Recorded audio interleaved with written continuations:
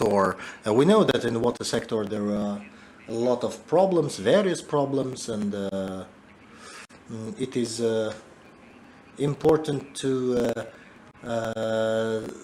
take into account all the links. There are finances, legislation, education, technologies, and a very long list of problems. Which one of them is important? This is the topic of my speech. I've been in the Global Water Partnership. It's a professional organization that advances the integrated water management, and Kazakhstan has integrated it into SDGs, and this is the basis for management of water resources. And here I showed this. Can we take it to the screen so that everybody could see that, or go into Zoom? So, this is the slide of Institute of Global Resources, which shows the water stress in all the regions and countries in the region on the planet. And here we see that Kazakhstan is one of the most sustainable, most water stressed regions. Water scarce countries in the region. It is explained with the following, that it's the inefficient use of water resources, the extremely high high use of water per unit of the product, and we are in one of the most in the worst situations in the Central Asia, and here with all the reports that we have signed so many protocols and agreements, and every previous minister coming from to our organization, he had claimed that they have signed documents with China, etc. Our river flow is reducing in all the rivers, and this is the physical unit of our trans-border cooperation, and also global factor like glacier melting and reduction of water resources. It is in all the rivers. The report of ADB, it was quite positive, and it was quite optimistic, but this integrated index of water management in Kazakhstan that UN Water and the Global Partnership was conducted, they have used this, and there are a lot of indicators like legislation, institutes, availability of trans-border agreements, tariffs, standards, SNPs, and others. On all these indexes, we are on the one of the last places in the world on water management, with all the reforms that took place in Kazakhstan with water, environment, and other things, with the use of technology, and this in the RLC basin that was conducted by Vice President of World Bank by Hans Blins, and with good cooperation we could have $67 billion a year, and this is enough for covering the needs of all the upper countries. And they have calculated, economists, they have calculated this amounts, and it is much more dangerous to the destruction of ecosystems, and we have seen this on the example of RLC. Like Sturgeon from RLC, he fed the whole Soviet Union, and instead of it, now we see the dust storms, the migration of the population, and the deterioration of the health of people. And McKinsey 10 years ago, according to the assignment of our government, did the detailed analysis of the water industry and showed that all these three factors, like economic water demand, accessible and sustainable supply, as well as the potential supply, we will have 50% only of water resources. So this will be deficiency from the demand. They name it accessible, sustainable, and reliable. Not just the general volume of water, but that one. And they showed that the new biggest threat for Kazakhstan, and I just make a focus of that, will be loss of the Balkhash Lake. This will be the irreversible loss, like the loss of a human, that 1 degree of your temperature may bring you to your death. And that's why this will be the irreversible loss for the health, for the economy. And this lake is located in the center of the country, and the territory of the lake is of the same size as Great Britain, Switzerland, Denmark, Holland, and Belgium combined. And the forecast says that the catastrophe will be as equal as the catastrophe of the Balkhash Sea. And this is the regulator of all the basin, like the liver for the human. And the loss of this basin will be the death of the Almaty region, and preservation of this lake will be task number 1 for the whole nation. Preservation of the life area for the lives of the people. We saw what happened to the Aral Sea, and McKinsey showed based on the pilot project, and they named this as the deep immersion into the problem. We may preserve this lake and have the profit of approximately 30 million per year. And in general, this gives the economic profit for Kazakhstan. But 10 years passed from that time and nothing was done. And all the technical solutions made by Kaz Innovation, that such simple sets of simple solutions gives 20 to 30% of saving water resources, because people sometimes do not know how much water they need, how much they consume, and etc. That's why digitalization plays a huge role, and the unified platform for water resources management allows to combine all the players in this platform: industry, agriculture, environment, geology, and etc. to combine them in order to let them find the better solutions. Separately, they will not see such solutions. And also preservation of the natural basins of rivers. And yesterday, we heard that in the US, thousands of dams will be eliminated, because dams are just temporary solutions. If you look for longer perspectives, then you may see that this will be a mistake. And that's why restoration of the natural flows of rivers will be the reliable long-term basis for supplying the water to the economy and to the people. And such kind of solutions, I suggest to Mr. Nurjan, you now adopted the concepts, but before taking any decisions according to the national legislation, we need to make a very good strategical evaluation. And Kazakhstan signed such agreements. We need to take to do strategical evaluation first in order to avoid such situations as the Aral Sea catastrophe.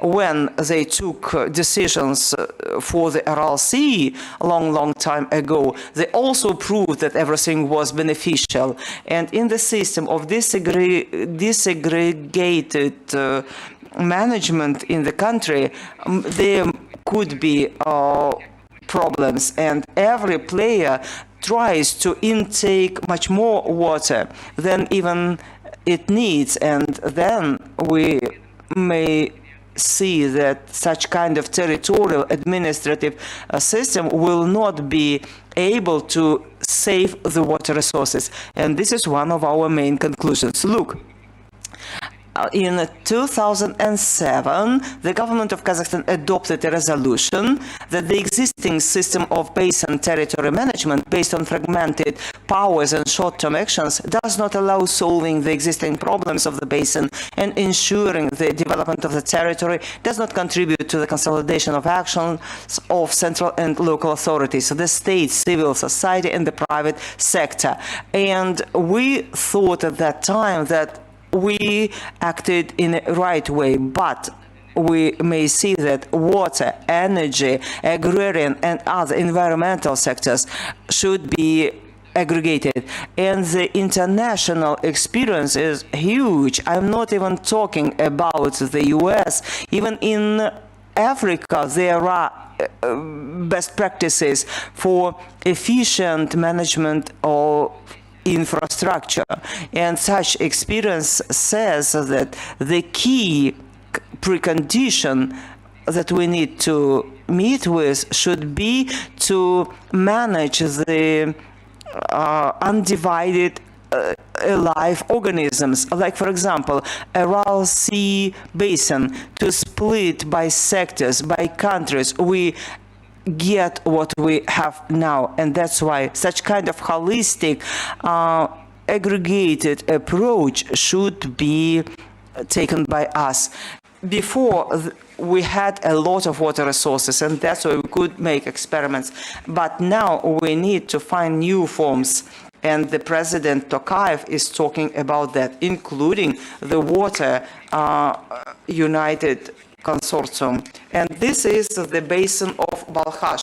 What we were saying about the main players there, what are the opportunities? Like, for example, replacement of water-consuming crops. And we calculated even in 2006 what kind of savings they can give. If we replace the agrarian crops, what kind of water resources may be released and put into the system back, and how water is consumed by people in such cities as Almaty, up to 500 liters per person per day. And what are impediments for you to save this even in the households? That's why the same problems, like putting into harmony all energy facilities, including Kapchagai hydropower plant, and agreements with Chinese People's Republic, or restoration of Turan tiger. We have such a problem, and as the fodder, such tiger eats antelopes and etc. And that's why everything is interrelated in the nature, and all the programs are well known, but only together we may achieve the main goal, restoration of Balkhash Lake and increase of the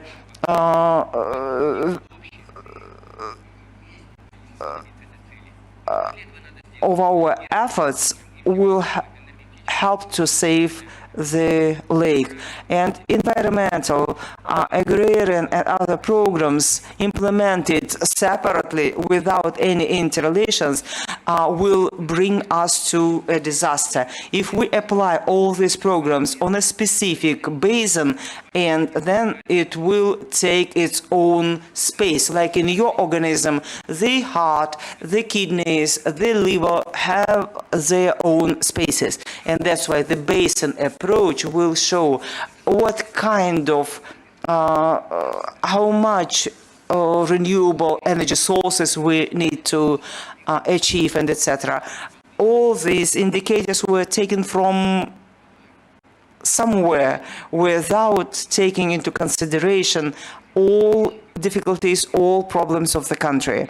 And when we are talking about the environmental norms, where we take them from? We take them as the general indicators, but when we apply them to specific programs, then we will know how much money we will need, what technologies we will need, and we will see what staff we need and what researches we need to take.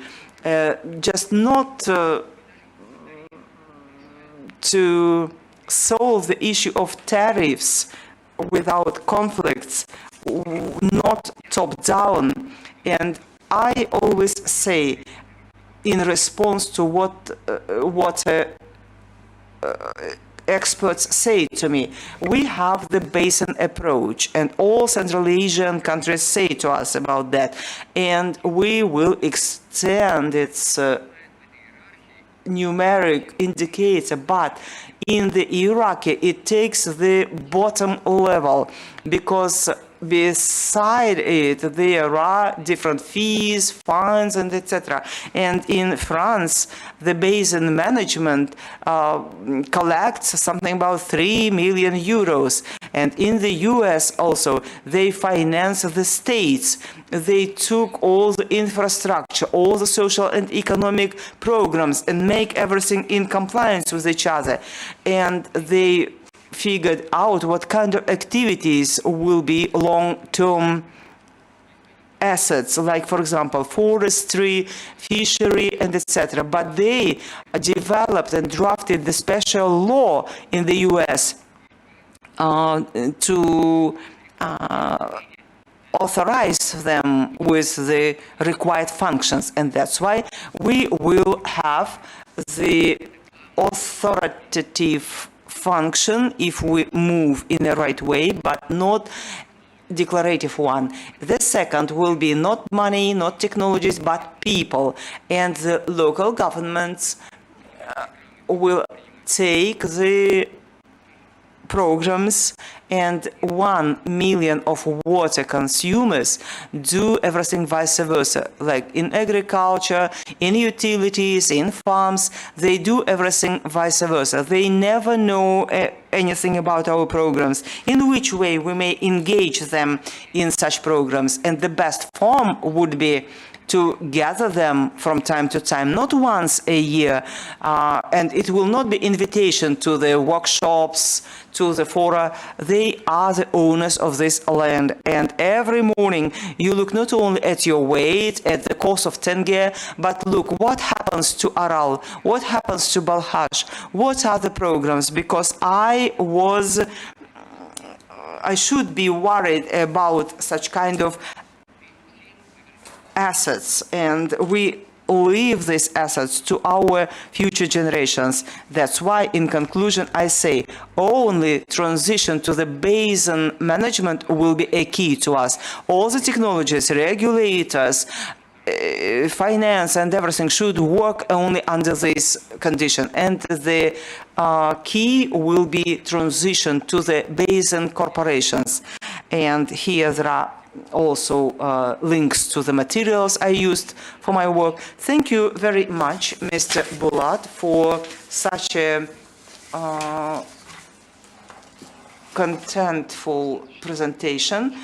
And I know that you are very experienced in the system of management of integrated water resources, and the principle was adopted by our country, by international agreements, by sustainable development goals and different conventions. You, in your presentations, already talked about solutions partially, but what are the actions we need to undertake in order to increase the efficiency in water resources management? Thank you for the question. One of the principles of water code would be the principles of IWRM. We adopted this principle as the country for SDG 6, 5, and 1 will not be IWRM in order to ensure the water everywhere where we need it.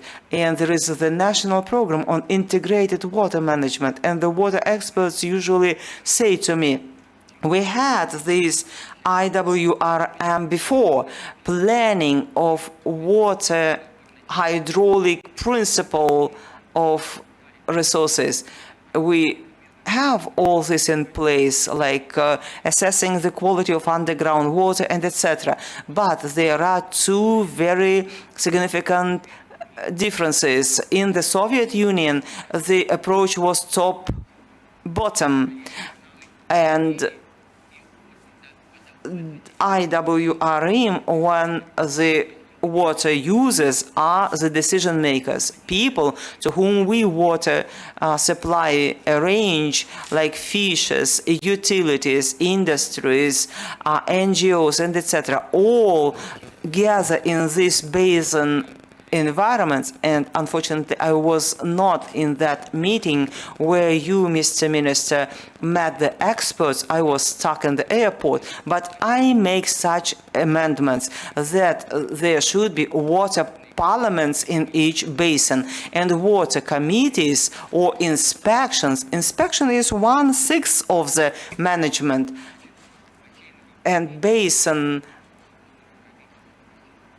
governments, basin parliaments will make everything work.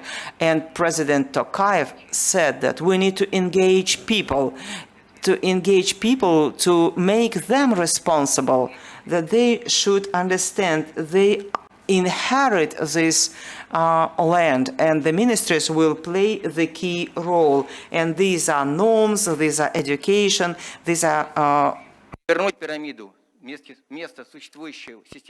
and instead of the current management system, top-down, we should not accelerate the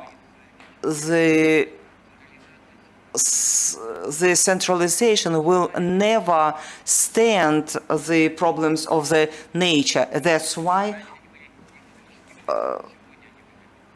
they may be beneficial, and you will take all this load out of your shoulders. You should not be responsible for each village, for each settlement, and etc. Thank you, Mr. Bulat.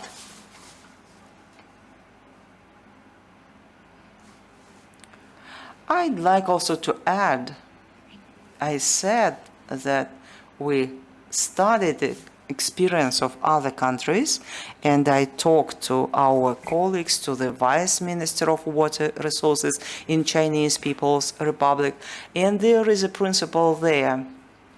Everything related to water resources without the basin inspections in Chinese People's Republic, nothing is built, constructed, and water is not intaken anywhere.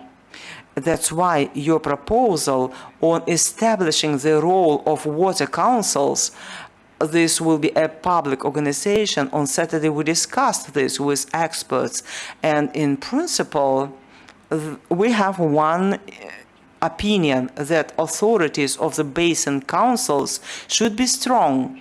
Their decisions taken by these councils should be mandatory for enforcement by the members of the councils, by the consumers of water resources. That's why we hope that further on from this position, we will go further to the parliament to promote these principles. That's why we also see that strengthening of the public control will be a right step. Thank you very much for your understanding. You see, in German law it is written presumption of guilt in relation to water. You need to say that during COVID time, look, all the authorities were given to the sanitary epidemiologist, and he just took all the decisions in pandemic time. And we also may use this same principle. And what you offer, I will say truthfully to you, I listen to your colleagues. I think that this is only partial solution. And we will foresee the acute, heavy situations related to water. That's why in the water code,